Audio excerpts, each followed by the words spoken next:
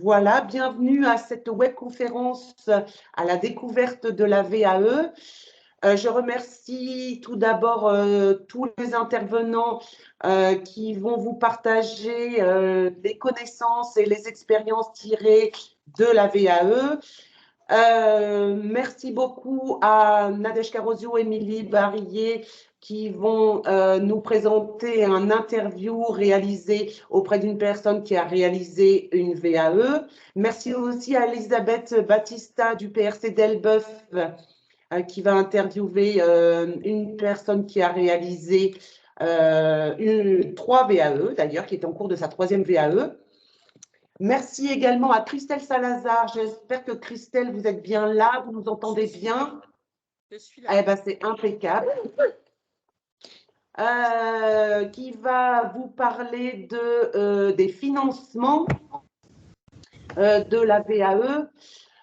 J'espère que tout le monde voit bien. Je n'ai oublié personne, me semble-t-il.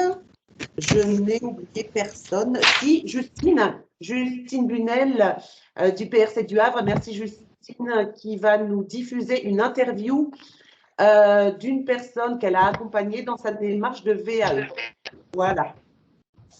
Donc, je me présente, Claire de Buire, chargée de projet VAE à l'Agence régionale de l'orientation et des métiers de Normandie. Bienvenue à toutes et à tous pour cette webconférence à la découverte de la VAE. Alors, donc,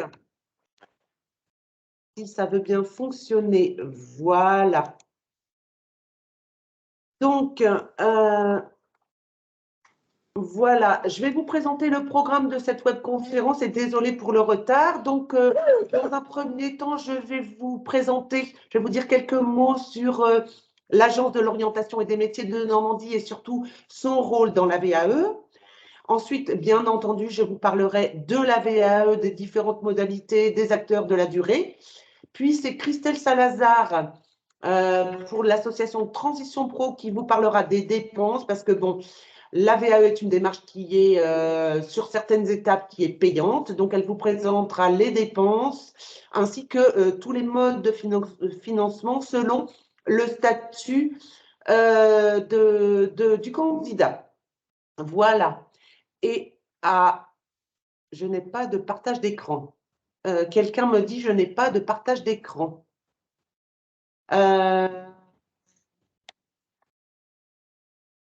Je ne sais. Est-ce que vous nous entendez déjà? Oui, je vous entends. Vous nous entendez? Bon. Oui, j'ai un écran noir. Vous avez un écran noir? Ah. Je ne sais pas si je suis toute seule ou pas. Alors, a priori, mon collègue me dit que le problème viendrait de chez vous. Bon. Là, ça fonctionne. Mon collègue est connecté et il me dit que ça fonctionne. Vous voyez bien? Tout le monde voit bien normalement la diapo au programme avec le programme de la webconférence? Oui, c'est bon. Oui, c'est tout bon? Tout le monde voit bien. Bon. Donc, après l'intervention de Christelle Salazar, madame qui nous entendait mais qui voyait un écran noir, je pense que le problème vient de chez vous. Oui, mais j'étais en visio tout à l'heure, ça a fonctionné, alors mais c'était pas Teams, alors je ne sais pas. Est-ce qu'on aura les diaporamas au cas où ou pas? Oui, bien sûr. Oui, oui. Et de toute façon, comme je l'ai dit, la webconférence est enregistrée, donc vous allez pouvoir avoir le replay du webinaire d'ici quelques jours sur la chaîne YouTube de l'Agence de l'orientation et des métiers. D'accord, bah, merci. Voilà. Je vais suivre quand même, c'est pas grave. Pardon? Je dis merci, je vais suivre quand même, c'est pas bien grave. D'accord, bah oui, oui, bien sûr. Donc, après l'intervention de Christelle Salazar sur les dépenses et les modes de financement, nous aurons à la suite les uns des autres 3 témoignages. Elisabeth Battista du PRC d'Elbeuf va interviewer David Vandamme, qui en est à sa 3e VAE. Puis, Justine Bunel, la conseillère du PRC du Havre, nous diffusera l'interview de Madame Aurore Lejoncourt, qu'elle a accompagnée dans sa démarche de VAE. Puis, Émilie Barillet et Nadège Carozio des PRC Trajectio du Calvados nous diffuseront une interview de M. Raphaël Victor, qui a également réalisé une VAE. Et puis, à la fin, nous aurons une séance de questions-réponses. Voilà. Donc, je vais vous présenter en quelques mots l'Agence régionale de l'orientation et des métiers. En fait, elle a été créée en 2020 sous l'impulsion de la région Normandie et elle a pour mission d'informer tous les Normands, tous les publics de Normandie sur les métiers et sur l'orientation tout au long de la vie. Et pour ça, en fait, elle a un certain nombre d'outils que sont par exemple le Salon régional de l'orientation et des métiers. Il y a une édition par an qui se tient alternativement entre Rouen et Caen. Cette année, donc, il approche, il est dans moins de 2 mois, puisqu'il aura lieu du 2 au 4 février 2023 au Parc des Expositions à Rouen. L'agence propose également une tournée au plus près des métiers, pardon. C'est en fait l'agence qui va présenter les métiers et proposer des immersions métiers à tous les Normands, partout sur le territoire. Et d'ailleurs, nous en sommes à la saison 2 qui va se terminer en mars 2023. Et donc, l'agence pose ses bagages dans différentes villes de Normandie pour présenter les métiers. L'agence met également à disposition de tous les Normands un numéro gratuit Parcours Métier. Et derrière ce numéro, en fait, se trouvent des conseillers et des conseillères qui peuvent répondre à toutes les interrogations au sujet de l'orientation et donner tout un tas d'informations sur les métiers. L'agence propose également tout un tas d'outils innovants, par exemple les pop-up métiers et puis les stop aux idées reçues, qui sont une série de vidéos qui dédramatisent et déconstruisent les idées reçues sur les métiers. Et puis, bien sûr, il y a tout le volet publication et documentation métier que l'agence produit et met à disposition sur, par exemple, les totems qui sont répartis sur tout le territoire de la Normandie pour diffuser au maximum l'information.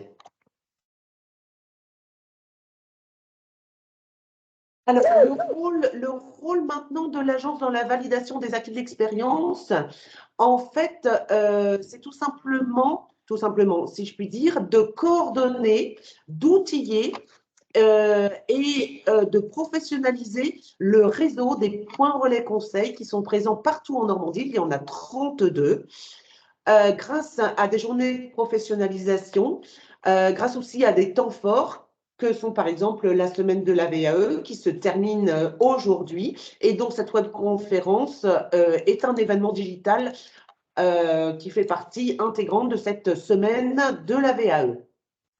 Voilà. Alors, maintenant, nous allons rentrer dans le vif du sujet. Qu'est-ce que la VAE?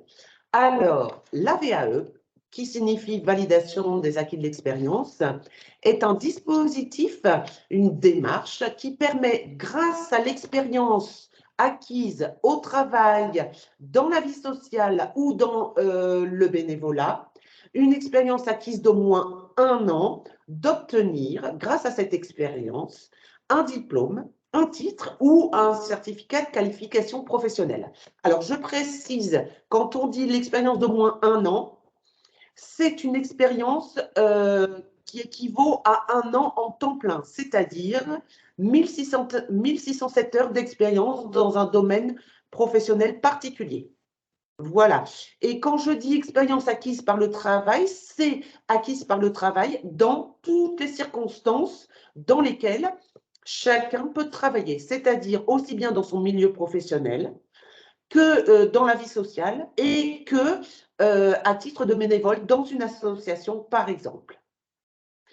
La VAE, c'est ce qu'on appelle la 3e voie d'accès à la qualification, c'est-à-dire que c'est une voie qui est en parallèle de la voie d'accès, je dirais, normale à l'obtention d'un diplôme, d'un titre ou d'un certificat, que sont la formation initiale au sortir des études et la formation continue tout au long de la vie. La VAE, en fait, elle couvre un très, très, très large champ de domaines, puisque en France, il existe actuellement 8460 diplôme, titre ou certificat. Alors, je précise que la VAE peut s'opérer pour obtenir un diplôme qui doit forcément être inscrit à ce qu'on appelle le RNCP, qui signifie le Registre national des certifications professionnelles. Donc, comme je vous le disais, dans tous ces diplômes, titres et certificats, tous les domaines sont représentés. La santé, le commerce, l'industrie, les services aux entreprises, l'agriculture, vraiment tous les domaines sont couverts. La démarche est possible en individuel et en collectif, surtout au sein des entreprises ou des associations. Et la VAE peut revêtir 3 formes différentes. Elle peut être classique, hybride ou par bloc de compétences. Alors, classique, en fait, ça signifie que pour un diplôme visé, qui est constitué de blocs de compétences, et le bloc de compétences étant une partie d'un diplôme, c'est-à-dire un ensemble cohérent et cohérent de compétences pour exercer un métier, ces compétences pouvant être évaluées et validées. L'expérience acquise par le candidat va couvrir l'intégralité de ces blocs de compétences. Donc, il va pouvoir prétendre à l'obtention de tous les blocs de compétences qui constituent le diplôme. En revanche, la forme hybride, c'est au cas où il manque une expérience sur une partie des blocs de compétences constitutifs du diplôme, auquel cas le candidat, s'il veut valider l'intégralité de son diplôme, il va à ce moment-là demander à suivre une formation sur les blocs de compétences qui lui manquent. Et troisième forme possible, c'est par bloc de compétences, c'est-à-dire que le candidat ne souhaite pas forcément faire de formation pour acquérir l'expérience, les compétences qui lui manquent. Il va donc décider de demander la validation des blocs de compétences dont il dispose sur le diplôme en question. Surtout, si vous avez des questions d'ores et déjà, vous n'hésitez pas à poser des questions dans la conversation. Alors, à présent, je vais vous parler des 3 grandes étapes de la VAE. Alors, au préalable, sachez que vous pouvez tout à fait obtenir de l'information très précise auprès des membres du réseau pro dont les points relais conseils font partie. Je vous rappelle qu'il existe 32 points relais conseils partout en Normandie et des conseillers et des conseillères qui se tiennent à votre disposition pour vous accompagner, pour vous informer sur, par exemple, le type de diplôme, les types de diplômes qui existent dans le domaine d'expérience que vous avez acquise. Il y a également les opérateurs CEP qui sont les conseillers en évolution professionnelle qui peuvent tout à fait vous fournir ce genre d'informations. Ou si vous êtes salarié, vous pouvez également tout à fait vous tourner vers les opérateurs de compétences qui sont les interlocuteurs privilégiés de vos employeurs. Voilà. Alors, la première étape, c'est la phase de recevabilité. C'est-à-dire que avec l'aide d'un conseiller en évolution professionnelle, d'un OPCO ou bien d'un conseiller en point relais conseil, vous allez identifier le diplôme que vous allez viser qui correspond bien évidemment à l'expérience que vous avez acquise et que vous souhaitez valoriser. Et pour décrire les compétences et le diplôme visé, vous allez rédiger ce qu'on appelle un livret 1. Qui va donc formaliser l'étape 1 de recevabilité. Et ce livret 1, vous allez l'envoyer au certificateur. Alors, qu'est-ce qu'un certificateur? C'est tous les organismes qui délivrent les diplômes, qui les élaborent, qui élaborent les blocs de compétences et qui délivrent les diplômes. Par exemple, si on prend le cas d'un BTS Action commerciale, nous serons dans le domaine de l'éducation nationale, auquel cas c'est l'éducation nationale qui sera le certificateur et à qui vous devrez envoyer votre livret 1. En l'occurrence, dans le domaine de la VAE,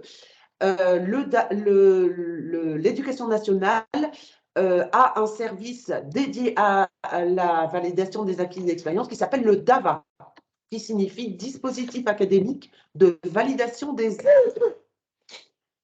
Donc, à la réception de votre livret 1 par le certificateur va étudier votre demande et au bout d'une quinzaine de jours, voire un mois, va émettre sa décision, c'est-à-dire soit la recevabilité, soit la non-recevabilité. S'il émet une décision de non-recevabilité, le certificateur va systématiquement vous donner le motif de ce rejet. Voilà.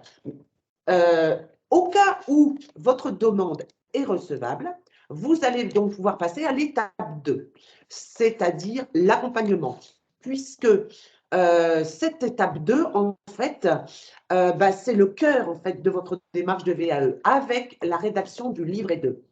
Qu'est-ce que le livret 2? Il s'agit d'un document écrit que vous allez devoir rédiger et qui va comprendre la description précise de toute votre expérience en lien avec le diplôme visé et qui va expliciter en quoi votre expérience correspond au bloc de compétences qui sont constitutifs du diplôme, du titre ou du certificat que vous visez. Alors, toute cette partie de rédaction du livret 2, pour cela, vous pouvez tout à fait vous faire accompagner par un organisme accompagnateur. D'ailleurs, vous avez la liste de tous les organismes accompagnateurs certifiés Calliope sur le site internet Parcours Métier de l'Agence de l'orientation. Cette démarche est payante, mais je passerai le relais ensuite à Christelle Salazar de Transition Pro qui vous expliquera à peu près combien ça coûte de se faire accompagner et quels sont les financements possibles. Sachant que cet accompagnement par un organisme accompagnateur n'est pas obligatoire, mais fortement recommandé. Une fois que vous aurez rédigé votre livret 2, l'organisme accompagnateur, si vous choisissez de vous faire accompagner, pourra tout à fait vous aider à vous préparer à l'étape 3, qui est le passage devant le jury. Effectivement, vous allez soumettre votre livret 2 au jury, qui est constitué de professionnels de votre métier, ainsi que de 2 ou 3 membres du certificateur, devant lequel vous allez être convoqué et devant lequel vous allez expliquer votre parcours. Vous allez parler de votre expérience, vous allez parler de votre expérience en lien bien évidemment avec les blocs de compétences constitutifs du diplôme, du titre ou du certificat. Et ensuite, il y aura un échange de questions-réponses entre vous et les membres du jury. Sachant que cet entretien dure entre 30 et 45 minutes, une fois l'entretien terminé, vous n'aurez pas la réponse de la validation tout de suite. Le jury va délibérer et dans un délai d'à peu près 15 jours, il vous notifiera sa décision. La décision, elle peut être de 3 natures. Soit vous obtenez la validation totale de votre diplôme, soit vous obtenez la validation partielle de votre diplôme, c'est-à-dire que le jury aura considéré que votre expérience peut être validée et correspond à certains blocs de compétences du diplôme, mais pas à tous.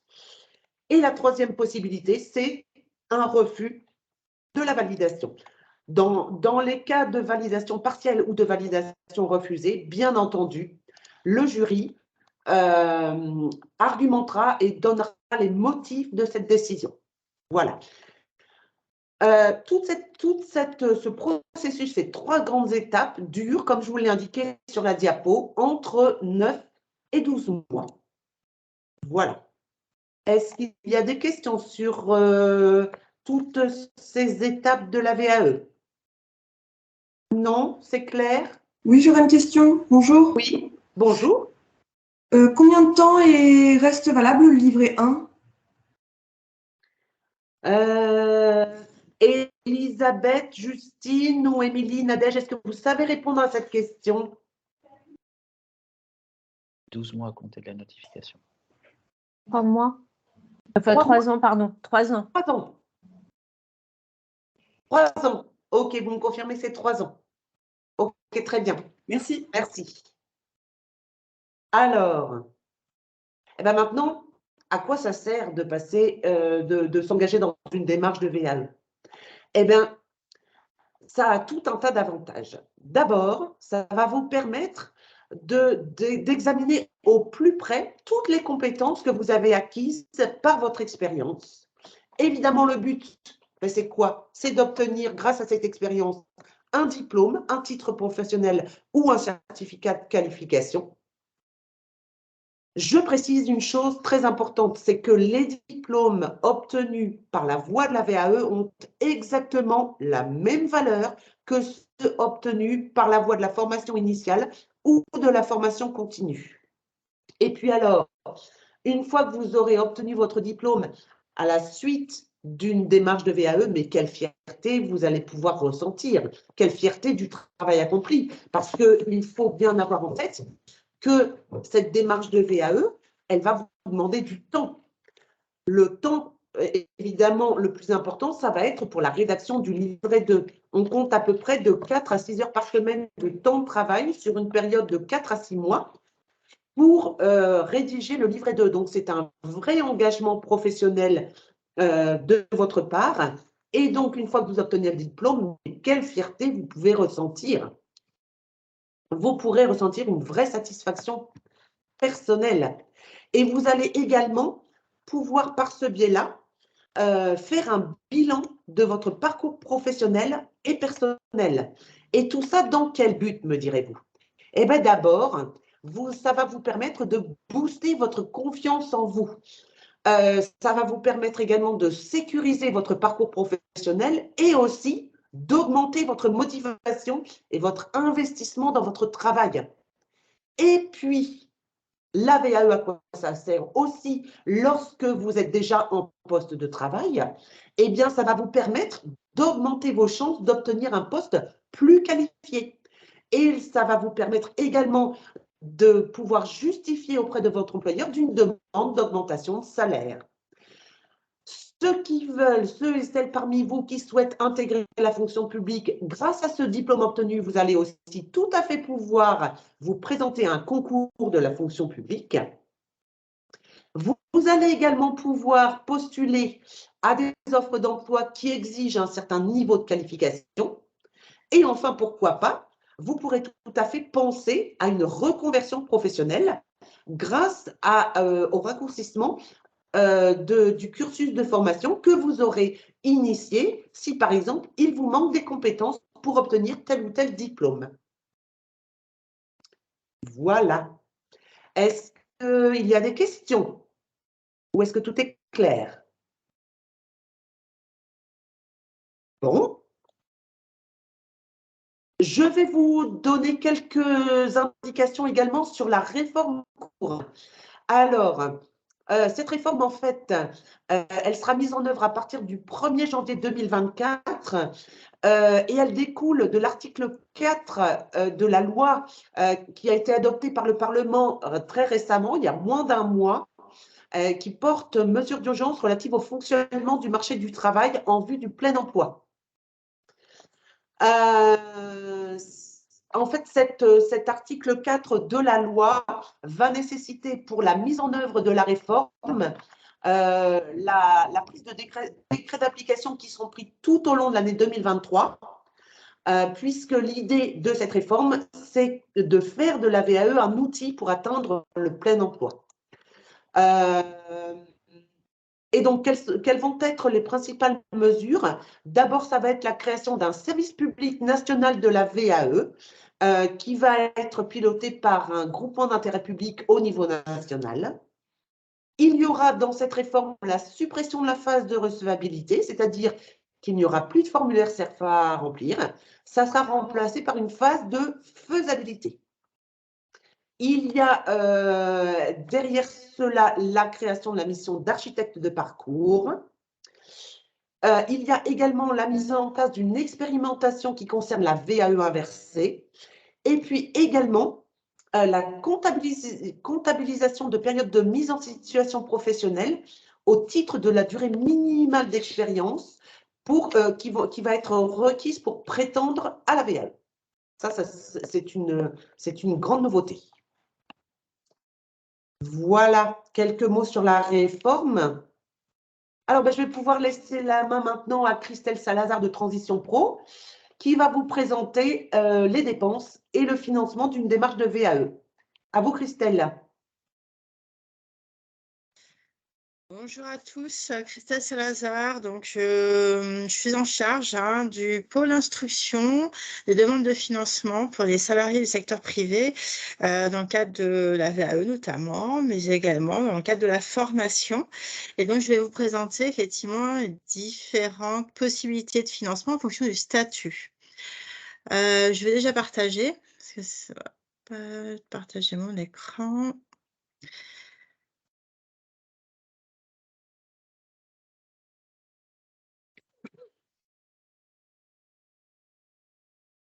Voilà. Est-ce que tout le monde voit? Est-ce que vous voyez? Oui, tout Oui, à c'est bon. fait. Je vais le mettre en plein écran. Je vais mettre plein écran, ça va être mieux. Oui. Voilà. Alors, je vais aborder donc 2 points, notamment, je vais vous faire un point sur les coûts d'une démarche de VAE, afin que vous puissiez savoir un petit peu quels sont effectivement les coûts qui peuvent vous pouvez rencontrer dans le cadre d'une démarche VAE. Et en second point, je vais aborder les différents financements selon le statut du bénéficiaire. Donc concernant voilà, donc là, c'est OK. Donc, l'action de VAE fait partie des prestations de formation et vous pouvez effectivement rencontrer des dépenses tout au long de la démarche de VAE. Alors, il y a certaines dépenses qui sont facultatives et d'autres, effectivement, vous pouvez rencontrer en fonction du certificateur, c'est-à-dire de l'organisme qui va certifier votre diplôme ou titre professionnel. Donc, vous pouvez effectivement, si vous déposez une demande de validation des acquis de l'expérience, avoir effectivement, alors vous allez avoir un dossier de recevabilité à déposer et l'examen du dossier peut être gratuit ou payant.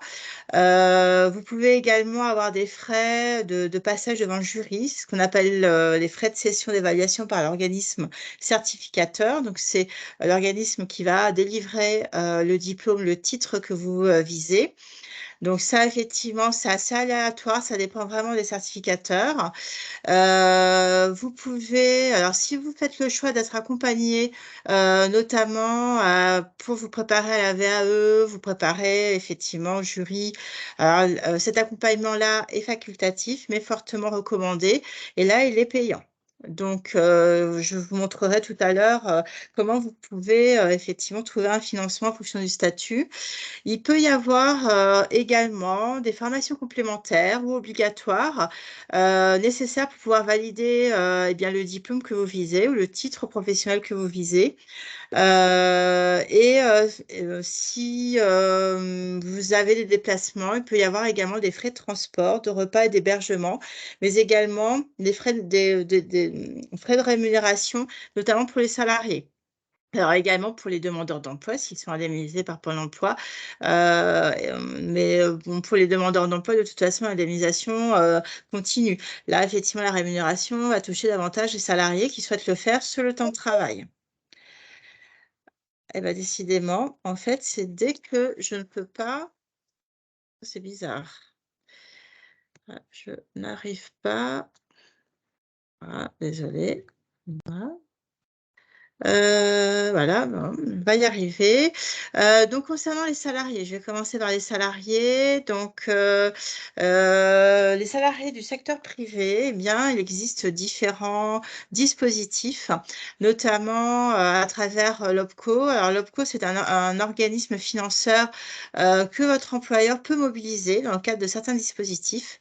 Donc, c'est une taxe que votre employeur reverse à cet cette OPCO, on va faire simple, puisqu'ils ont une obligation de contribuer à la formation professionnelle. Donc, effectivement, ils peuvent mobiliser l'OPCO dans le cadre de la VAE pour pouvoir financer votre VAE. Alors, ça peut être effectivement le financement des coûts pédagogiques, des frais annexes, mais également une participation de la rémunération, donc du salaire que vous pouvez percevoir durant votre absence. Et également, l'employeur peut financer dans le cadre du plan de développement des compétences. Alors, c'est ce qu'on appelle le plan de développement des compétences. C'est quelque chose que vous voyez notamment dans le cadre de l'entretien professionnel annuel que vous avez avec votre employeur, en règle générale. Et donc, effectivement, il est obligé de vous informer sur l'existence de la VAE, du bilan de compétences et du conseil en évolution professionnelle. Donc là, ces financements vous pouvez échanger sur ces financements. Les salariés peuvent également bénéficier d'un congé VAE de 24 heures ou plus en fonction d'un accord d'entreprise ou d'une convention collective. Donc, c'est un congé qui nécessite l'accord de votre employeur puisqu'il y a une autorisation d'absence de sa part et il doit continuer à vous rémunérer durant ce congé VAE. Vous pouvez également, alors pour les salariés qui ont une reconnaissance travailleur handicapé, il existe un organisme financeur qui s'appelle l'AGFIP qui peut également venir financer la VAE. Et il y a des aides qui existent. Il peut y avoir également la mobilisation du CPF, du compte personnel de formation, alors soit seul ou alors en abondement avec l'employeur. Si c'est un projet partagé, l'employeur peut tout à fait abonder votre CPF. Ça peut être aussi dans le cadre d'un autofinancement. Et depuis cette année, Transition Pro, alors c'est ex-FONGICIF, parce que je sais que Transition Pro, ça ne parle pas à tout le monde. Il y a possibilité, effectivement, depuis juin de cette année jusqu'à mai l'année prochaine, puisque c'est une VAE dérogatoire, il y a possibilité de financer des demandes de VAE, qui comprend l'aide à l'accompagnement pour monter le dossier de recevabilité, mais également l'accompagnement au livret qui sera au livret 2 qui sera présenté devant le jury. Donc, c'est un forfait de 2 000 € pour cet accompagnement-là. Si vous n'avez pas la recevabilité, et sinon, c'est un forfait de 1 800 € si vous avez déjà obtenu la recevabilité. L'action doit se réaliser hors temps de travail obligatoirement. Il n'y a pas de prise en charge de la rémunération sur ce temps-là. C'est une demande individuelle, donc l'employeur n'est pas informé de cette demande-là. Et ensuite, il existe une autre demande qu'on appelle la demande collective, où là, c'est à l'initiative de l'employeur, avec l'accord du salarié, pour pouvoir effectivement financer plusieurs VAE au sein d'une même entreprise. Là, je fais un simple rappel. Je pense que tout le monde connaît mon compte formation.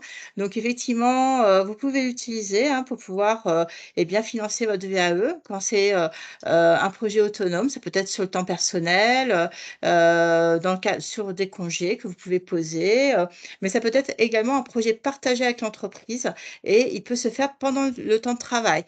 Si vous souhaitez le faire durant le temps de travail, cela nécessitera de toute façon l'accord de votre employeur. Et donc, il peut aussi abonder si vous n'avez pas suffisamment sur votre compte CPF. Ensuite, les salariés du secteur public. Alors, il existe également des dispositifs.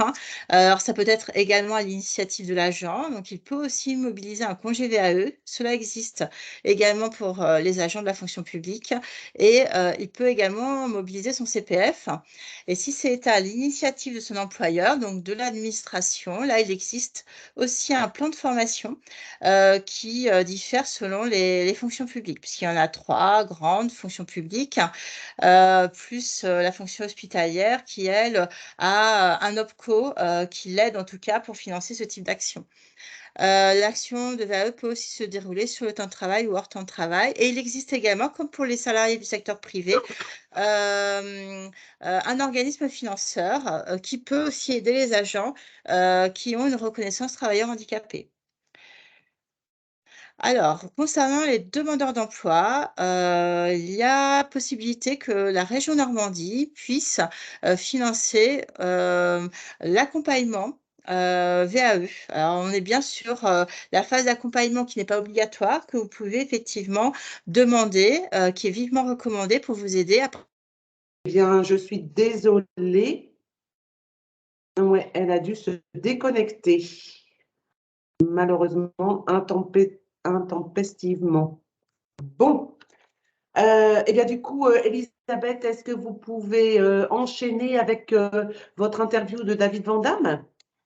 Laisse la parole. Oui, donc nous, on s'est rencontrés déjà il y a quelque temps, Oui, donc vrai. au sujet de votre VAE. Donc, est-ce que vous pouvez expliquer un petit peu pourquoi vous êtes venu en VAE et comment vous êtes arrivé jusqu'à moi? Parce que moi, je suis située au niveau du point relais conseil sur Elbeuf en VAE. Oui. Ben, tout simplement parce qu'avec mon employeur, je souhaitais augmenter comment dire, au niveau de mon employeur, il y avait des postes à pourvoir qui étaient ouverts qu'à des bac plus 2, donc des BTS, que je n'avais pas.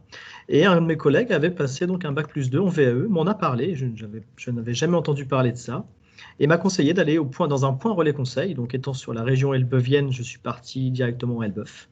Et c'est comme ça que j'ai rencontré Madame Battista et que j'ai commencé donc une VAE. Et alors, est-ce que vous pouvez expliquer un petit peu ce qu'on a fait? Donc, je vous ai expliqué, on a choisi le diplôme. L'idée, c'est ça, c'est de trouver un référentiel en adéquation avec mes compétences pour être vraiment bien dans le cadre. Et donc, en fonction de mes compétences, il y avait donc un référentiel qui allait bien avec tout ce que j'avais engrangé depuis tant d'années. Et donc, on a vraiment déterminé, délimité quel référentiel, quel diplôme, quelle certification il fallait que je fasse pour pouvoir atteindre mon objectif. C'était en quelle année déjà? 2019. Parce qu'on s'est vu plusieurs fois. Oui, on s'est vu plusieurs fois. Oui. Et donc après, vous êtes lancé, donc vous avez rempli, si on a suivi un petit peu l'explication, le livret 1, c'est ça en fait? Donc, Après, le ça a été BTS. très rapide. J'ai rempli un livret 1, j'ai fait une réunion d'accueil, une réunion d'information sur la VAE. Et ensuite, en 15 jours, j'ai eu ma recevabilité. Au 1er avril 2019, j'ai rempli mon livret 1, enfin, que j'ai obtenu, qu'on m'a donné. Et au 15 avril 2019, j'avais ma recevabilité. Donc très bien. Donc Ouais. alors la recevabilité pour le BTS, hein, c'est ça en fait. C'est ça, un BTS dans la maintenance. Oui. Et puis après, alors, rédaction du livret 2. Après, j'ai rédigé le livret 2. Pour gagner du temps, il fallait le déposer avant le 16 juin. Je l'ai déposé le 8 juin 2019, donc 2 mois plus tard. Ouais. J'ai mis 2 mois à écrire le livret 2, ça m'a pris 150 heures. J'ai quantifié le nombre d'heures que j'y ai passé. Et ensuite, j'étais prêt, j'avais fait ma soutenance et j'ai eu mon entretien avec le jury qu'en fin novembre. Donc, en gros, ça a mis 7 mois pour l'obtenir, parce que j'ai eu ma recevabilité, j'ai eu la validation totale en novembre. Ça a mis 7 mois. Si le jury avait été disponible avant, ça aurait été un peu plus court. Ouais. Donc vous étiez prêt un petit peu avant. Donc vous avez quand même pas mal travaillé alors. Oui, Donc, par contre, j'ai fait tout en j'ai travaillant, beaucoup le travaillé. livret 2, ouais. C'est ça. Donc obtention du BTS Oui, attention du BTS. en totalité. Et Mhm. qu'est-ce qui s'est passé alors après? Et après, j'ai eu automatiquement, dès que j'ai eu le diplôme, le 26 novembre, le 1er décembre, j'ai eu une augmentation, une grosse augmentation de salaire, parce que dans nos conventions, lors qu'on a des diplômes, on a des échelons, et automatiquement, j'ai été augmenté. Ensuite, un poste donc, est venu s'ouvrir, et comme j'avais un bac plus 2, j'ai pu y pourvoir et l'obtenir. Voilà, je suis passé fiabiliste des équipements industriels grâce à cela. Et comme j'étais parti dans ma lancée, j'ai décidé de faire une licence professionnelle à l'université d'Amiens. Donc, je suis revenu vous voir pour retrouver un référentiel, etc. Et avoir surtout des conseils, parce que je suis passé par le DAVA pour pouvoir faire mon BTS. Et là, c'était différent, c'était des études supérieures, donc c'était un autre système, c'était d'autres démarches, d'autres choses. Donc, vous m'avez beaucoup conseillé là-dessus. D'accord. Et donc la licence, ça a été aussi rapide? Non, peut-être un peu plus long? Ça a été un peu, non, je l'ai eu en 9 mois, puisque j'ai eu ma recevabilité début janvier 2021, pardon. Et j'ai eu ma licence en septembre 2021, le 15 septembre.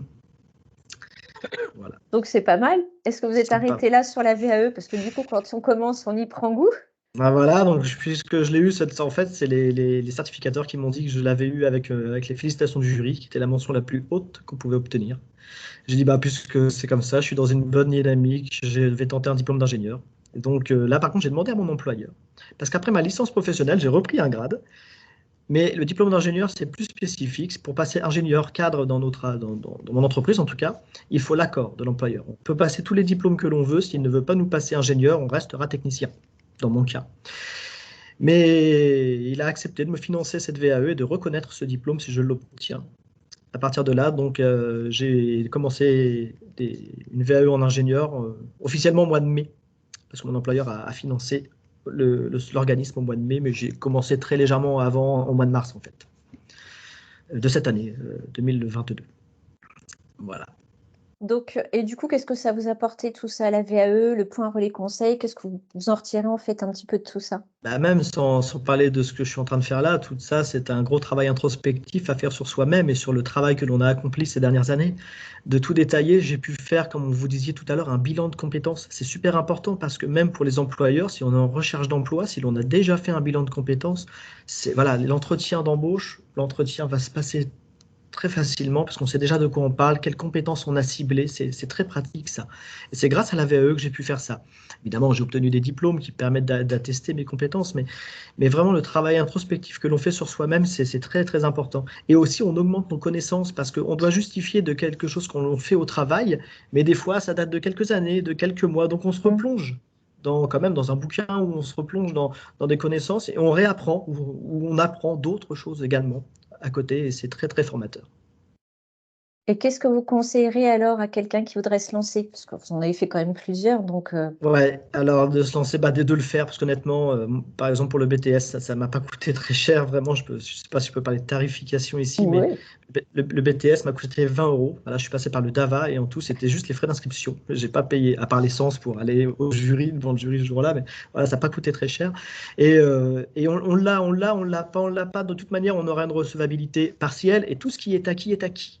On pourra retenter plus tard. Franchement, il n'y a rien de perdu. Par contre, il faut du temps. Si on a une famille et des enfants, il faut pouvoir s'y consacrer. Mon employeur m'offre la chance de pouvoir me libérer sur mon temps de travail pour faire ce truc d'ingénieur, mais il faut passer un peu de temps quand même. Mais lancez-vous parce que moi, ça a changé mon train de vie, ma qualité de vie et bien évidemment pour ma famille aussi. Bien. Et puis d'aller dans un point relais conseil, c'est totalement gratuit et tout le monde est à l'écoute et très gentil. Ils vous conseilleront et après vous faites pas, c'est pas grave, mais au moins vous aurez les informations. Ouais. Sans passer par le point relais conseil, ça aurait été peut-être un peu compliqué au démarrage. Ah non, il vaut mieux pas parce que rien que pour le référentiel, c'est vraiment, vraiment, il faut passer par un point relais conseil. D'autant, comme je le disais, c'est gratuit, faut pas s'en priver. Bien, merci. Et de rien. Sandrine Marie vous dit bravo à vous. Merci. C'est un beau parcours. Oui, Merci, très beau c'est parcours. Bravo. Bravo. Et merci beaucoup, Monsieur Vandamme, pour ce témoignage. Merci beaucoup, Elisabeth, également, pour ce De rien. témoignage, pour cette interview. Du coup, Justine, est-ce que vous êtes avec nous? Justine? Oui, je suis là. Oui. Justine, donc, je vous laisse présenter votre interview. Oui, alors, excusez-moi, j'ai pas beaucoup de voix, donc j'espère qu'on va bien m'entendre. Donc du coup, je vais vous présenter donc l'interview de Madame Lejoncourt que j'ai rencontrée en novembre 2021.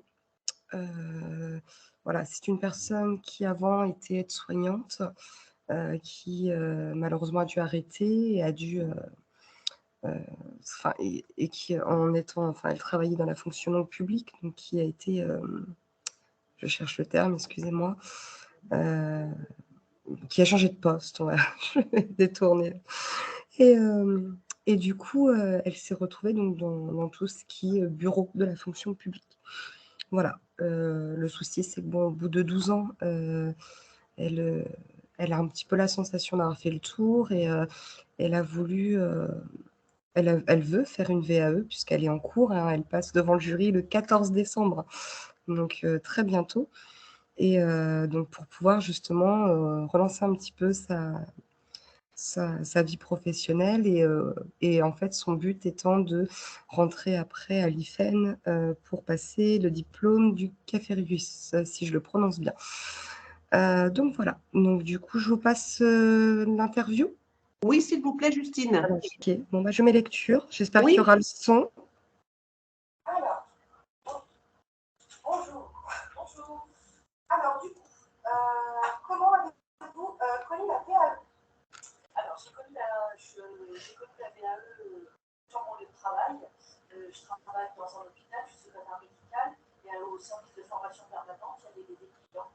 la VAE, sur le fonctionnement. D'accord. Et à quel moment vous changez à la VAE? Alors, en 2019, fin 2019, j'ai fait un bilan de compétences qui m'a donné confiance en moi, qui m'a permis de mettre des mots sur ce que je voudrais faire. Et je me suis rendu compte que ce que je faisais comme travail au quotidien pouvait vérifier une VAE. D'accord. Et du coup, vos motivations au début de votre démarche VAE, quelles étaient par exemple? Alors, donc à la suite de ce bilan de compétences, j'ai souhaité faire une reconversion professionnelle. Donc ça passait par le VAE. On est des motivations, c'est ça? Oui, pourquoi vous avez fait le VAE? Pour pouvoir changer d'emploi, valider aussi les compétences, valider le travail que j'effectue au quotidien, et pouvoir après avancer une reprise d'études pour après valider d'autres études supplémentaires. D'accord. Et l'objectif est-il atteint juste en moment? Presque. Je passe devant le jury pour la VAE le 14 décembre prochain. D'accord. Un BTS support par l'action managériale. Tout à fait. Oui. Super. Du coup, justement, par le BTS support à l'action managériale, comment avez-vous choisi votre diplôme? Donc, tout au début, quand j'ai parlé à mon employeur du fait que je souhaitais faire une VAE, il ne savait pas trop me conseiller, donc il m'a orienté vers la retraite. Donc, j'ai pris un rendez-vous avec Madame Billet. Et vous m'avez demandé quel diplôme je souhaiterais valider. Je vous ai dit que, idéalement, je souhaiterais terminer mes études pour être chef responsable qualité dans l'établissement. Donc, vous étiez orienté vers la licence de sciences sanitaires et sociales sur la CAFIR 10. C'est ça. Vous m'avez donné le référentiel du diplôme. Il fallait que je lise le référentiel, tout ce qui est nécessaire pour obtenir le diplôme, et que je me reconnaisse un maximum dedans. Je me suis reconnue dans certains thèmes, mais pas dans suffisamment. Donc, du coup, on avait revu à la baisse, si on peut dire, sur un BTS. Donc, le BTS support à l'action managériale, dans lequel je me reconnaissais quasiment intégralement. D'accord. Et à quel moment avez-vous considéré la VAE comme la meilleure des options? Pour être chef d'établissement, ou enfin d'un établissement médico-social ou responsable qualité, il fallait que je fasse des études. Je me suis dit, il faut bien commencer au début. Donc, valider au moins le BTS pour après enchaîner sur la licence. D'accord. Avez-vous hésité entre une VAE ou une formation? Donc, la VAE m'est apparue comme une évidence quand je vous ai rencontré. Après, j'ai eu une information, une réunion collective d'information au DAVA, et ça m'a complètement conforté dans la démarche de VAE. D'accord. Comment vous êtes-vous préparé pour faire votre démarche et votre livret 1 et 2, du coup, puisque vous avez finalisé votre livret 2, oui, vous passez bientôt devant le jury. Alors, donc, après la réunion d'information collective, la personne du DAVA, le dispositif de validation des acquis, m'a donné toute la marche à suivre, le livret 1 qui était à remplir. Il faut, entre guillemets, prouver qu'on a bien tant d'années d'expérience. Il faut prouver en fait qu'on a bien l'activité en rapport avec le diplôme qu'on peut valider. Ensuite, j'ai cherché le financement pour savoir si je pourrais le financer. Donc, comme je travaille dans un hôpital public, j'ai demandé un financement à l'ANFH, Agence nationale pour la formation des hospitaliers. Et cette demande de financement a été validée depuis 2 mois. Donc, de bonnes nouvelles. Ça, du coup, ça fait travail. Super. Et du coup, les deux, vous avez choisi d'être accompagné? Oui, j'ai choisi d'être accompagnée par la personne qui avait animé la réunion collective. Le film était bien passé avec elle. Donc, quand je l'ai rencontrée de nouveau pour avoir d'autres informations complémentaires, je lui ai dit que j'aimerais bien être accompagnée par elle. D'accord. Un mot-clé pour résumer votre VAE? 2 mots-clés? 2 mots, alors 2 mots-clés pour résumer votre VAE. Je dirais enrichissant et très intéressant. Ça m'a beaucoup appris sur moi-même et c'est très intéressant. On se rend compte qu'en fait, on fait bien plus de choses au quotidien qu'on a l'impression. Moi, je rajouterais même déterminée avant. Oui, moi, je suis très déterminée. Et un conseil pour lui donner une personne qui va se questionner sur une mention de VAE qui ne serait pas sûre d'elle. Je dirais qu'il faut être très motivé, pas prendre ça à la légère. C'est une démarche importante. Il faut savoir se dégager du temps, parce que ça demande beaucoup de temps. Mais pour ma part, ça a été tellement intéressant que c'était pas du tout une contrainte. Pour moi, ça a été génial. Je vous remercie pour toutes ces questions. Merci à vous. Bonne journée. Merci. Vous aussi.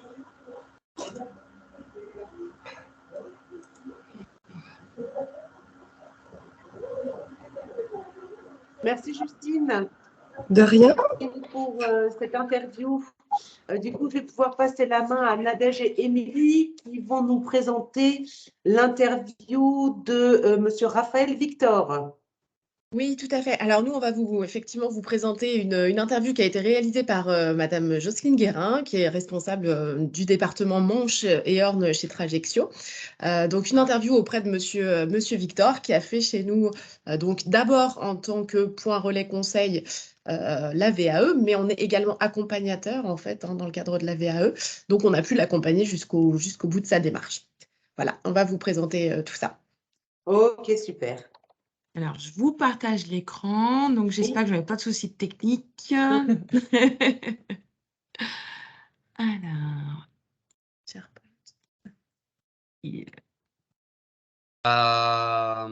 eh bien, je m'appelle Raphaël Victor, de prénom Raphaël, j'ai 33 ans et aujourd'hui, donc, je suis commercial pour l'entreprise TM1 dans la rénovation de la maison. Voilà. Très bien, je viens de merci. Très bien, merci. Je vais vous poser quelques questions concernant le déroulement de votre validation des acquis de l'expérience. Je suis Jocelyne Guérin du centre de formation Trajectio qui vous accompagnait dans cette démarche-là. À quel moment est-ce que vous avez identifié et songé à la VAE dans votre parcours, Monsieur Victor?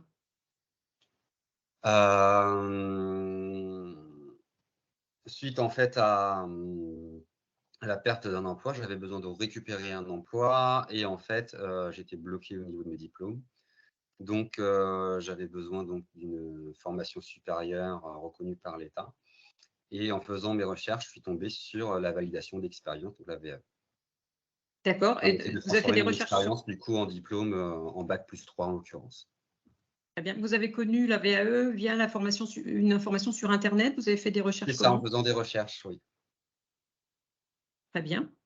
Et à quel moment est-ce que vous avez considéré que la VAE était une des meilleures options pour vous, plutôt qu'une formation classique qui vous amènerait à une certification?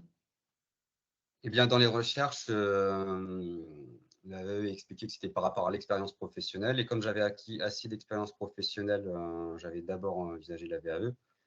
Puis ensuite, j'ai rencontré déjà une première personne à Trajectio, si mes souvenirs sont exacts, sur lequel on a fait donc un bilan pour savoir si j'étais éligible à la VAE et si c'était la meilleure solution. Et donc, on est parti là-dessus. D'accord, très bien. Donc, quelle certification avez-vous visé à l'époque? Alors, au début, je savais que c'était dans le commerce, c'était encore un peu flou parce que il existe plusieurs certifications.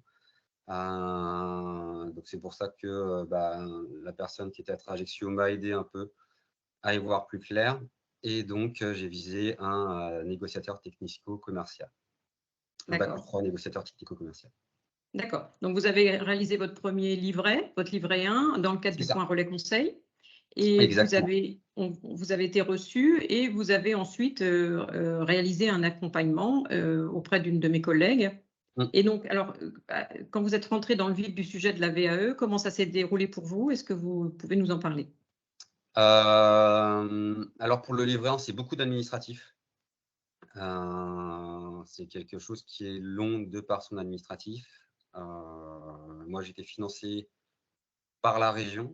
Donc, comme tout n'est pas communicant, en fait, la région et les organismes de formation ne communiquent pas encore aujourd'hui entre eux. On fait le relais et souvent, ça prend un peu de temps, quoi. Ça, c'est pour le livret 1. Une fois que le livret 1 est validé, donc on attend la validation. Moi, j'avais demandé la validation de la région parce que j'étais financé par la région. Donc, ça a pris aussi également un peu de temps parce que je tombais dans les périodes politiques où il fallait voter, donc ils n'avaient pas le temps. Et par Par la suite, j'ai fait le livret 2 et là, j'étais accompagné par Catherine Delay. Catherine Delay, voilà. J'étais très bien accompagné par Catherine Delay et qui, alors c'est un contexte un peu spécifique puisqu'on était en état de Covid. Donc, j'étais accompagné par visio régulièrement, on faisait des points et donc elle m'a permis en fait de faire le livret 2 dans les normes attendues en fait, donc pour répondre parfaitement à l'examen de fin de la VLAD. D'accord. Et vous avez obtenu votre titre. Et j'ai obtenu mon titre, oui. Au début d'année 2022. Voilà, exactement. D'accord. Quel conseil vous donneriez à une personne aujourd'hui qui se lancerait dans l'aventure de la validation des acquis de l'expérience?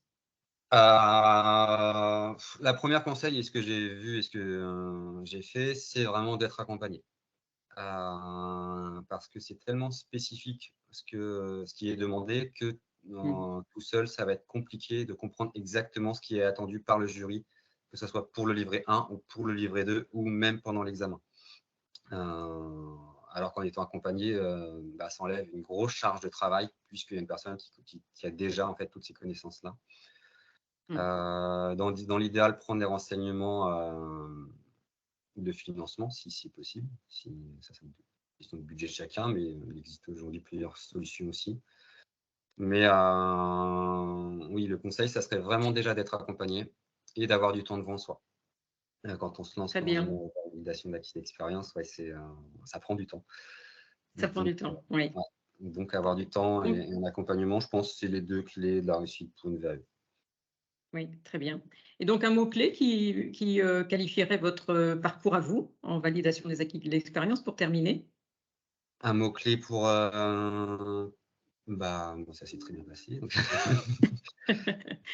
Et l'issue a été bonne. L'issue a été bonne, oui. Donc, non, le mot-clé, moi, vraiment, c'est l'accompagnement qui a fait que j'ai réussi. Je pense que tout seul, j'aurais vraiment pas réussi. Alors, je ne connais pas les autres, mais Catherine Delay a vraiment été performante là-dessus, a vraiment eu un bon suivi. Vous auriez pu vous décourager, par exemple? Oui, voilà. Oui. En fait, quand on voit le livret 2, comment c'est formulé au niveau des phrases, parfois, on a vraiment du mal à comprendre ce qu'il désire. C'est tellement spécifique à la VAE. Oui. Entre professeurs, entre collègues de VAE, alors pour eux, c'est hyper limpide, mais alors quelqu'un qui est totalement néophyte, comme moi et comme la plupart des candidats, je pense, c'est un vrai casse-tête, en fait. C'est tellement spécifique. C'est des mots qu'on connaît, mais, oui, c'est ça. Mais qui veulent dire totalement autre chose dans ce métier-là, et avec des choses qui sont spécifiquement attendues, etc. Donc, c'est vrai que, s'il y a un mot-clé, je dirais l'accompagnement, à moins d'être hyper doué là-dedans, mais sinon, ouais, d'être accompagné, je pense que c'est vraiment le mot-clé. L'accompagnement et le temps. C'est vraiment les deux choses. Après, je ne vois pas vraiment ce qui pourrait… Si on est accompagné par une bonne personne et qu'on a du temps devant nous pour consacrer notre formation, il n'y a pas de raison que ça ne marche pas. Très bien. Parfait. Merci, Monsieur Victor, et bonne continuation à vous. Merci.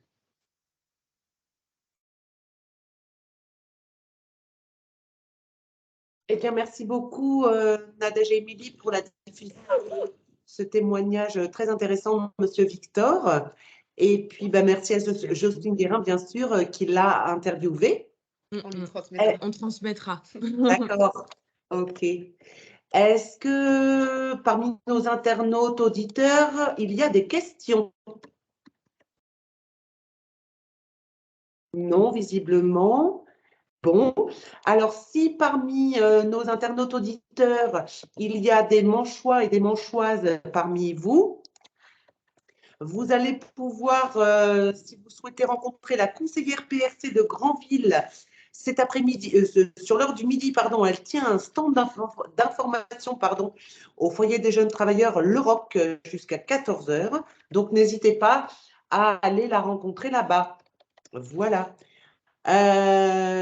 Vous pourrez également, bien sûr, si vous souhaitez avoir plus d'informations sur la VAE, l'un des 32 points relais conseils présents sur tout le territoire de la Normandie.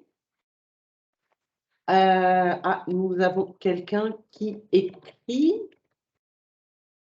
Non? Bon. Eh bien, il me reste à vous remercier toutes et tous, tous les intervenants, les intervenantes, pour avoir co-organisé. Nous avons une dame qui nous remercie pour les informations et les témoignages. Voilà. Eh bien, donc, merci à tous les intervenants, tous les intervenantes pour ces super témoignages. Merci à vous tous et à vous toutes d'avoir suivi cette webconférence. Je vous rappelle que le replay sera disponible d'ici quelques jours sur la chaîne YouTube de l'Agence de l'orientation. Et je vous souhaite un bon appétit. Merci. Et vive la VAE, bien sûr. Merci. Vive la VAE. Merci à tous. Ouais. Merci. Merci à tous. Merci. Au Au revoir. revoir. Au revoir. Au revoir.